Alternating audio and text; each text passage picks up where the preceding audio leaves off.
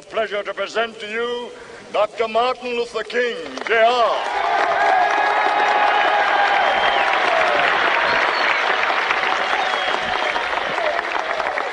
I am happy to join with you today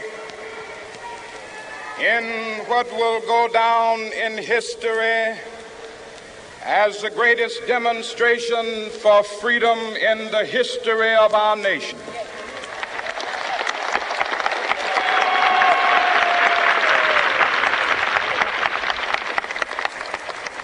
Five score years ago, a great American in whose symbolic shadow we stand today signed the Emancipation Proclamation. This momentous decree came as a great beacon light of hope to millions of Negro slaves who had been seared in the flames of withering injustice. It came as a joyous daybreak to end the long night of their captivity. But 100 years later, the Negro still is not free. 100 years later,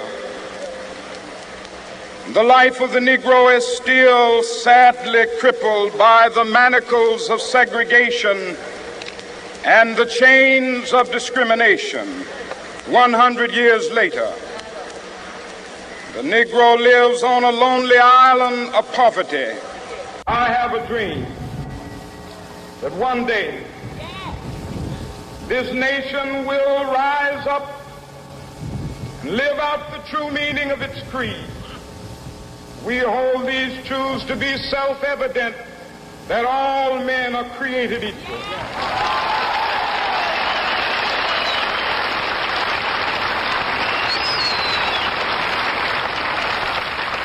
I have a dream that one day on the red hills of Georgia, the sons of former slaves and the sons of former slave owners will they be able to sit down together at the table of brotherhood. I have a dream that one day, even the state of Mississippi, a state sweltering with the heat of injustice, sweltering with the heat of oppression, will be transformed into an oasis of freedom and justice. I have a dream. My poor little children will one day live in a nation where they will not be judged by the color of their skin, but by the content of their character. I have a dream today.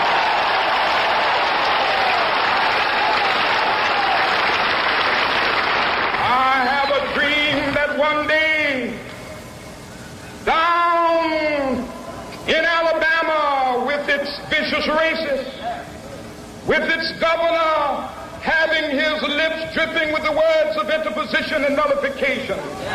One day right there in Alabama, little black boys and black girls will be able to join hands with little white boys and white girls as sisters and brothers. I have a dream today.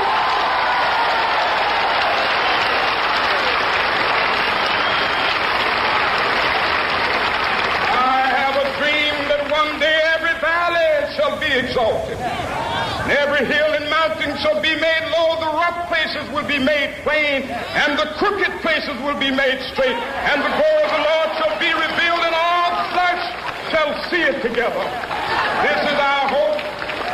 This is the faith that I go back to the South with. With this faith, we will be able to hew out of the mountain of despair a stone of hope. With this faith, we will be able to transform the jangling discords of our nation into a beautiful symphony of brotherhood. With this faith, we will be able to work together, to pray together, to struggle together, to go to jail together, to stand up for freedom together, knowing that we will be free one day.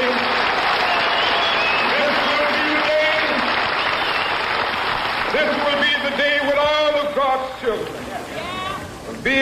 to sing with new meaning, my country, tears of thee. Sweet land of liberty, of thee I sing. Land where my fathers died, land of the pilgrim's pride.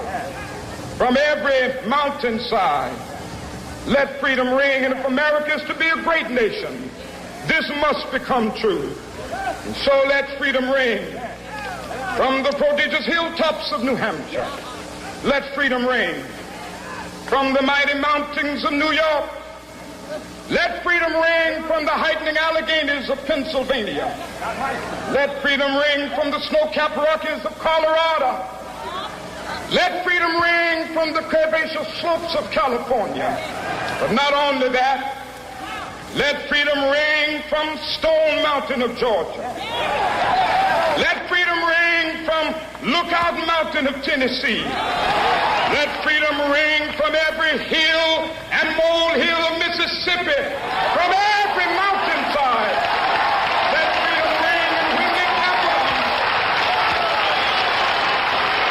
when we allow freedom ring, when we let it ring from every village and every hamlet, from every state and every city, we will be able to speed up that day when all of God's children, black men and white men, Jews and Gentiles, Protestants and Catholics, will be able to join hands and sing in the words of the old Negro spiritual, free at last, thank God.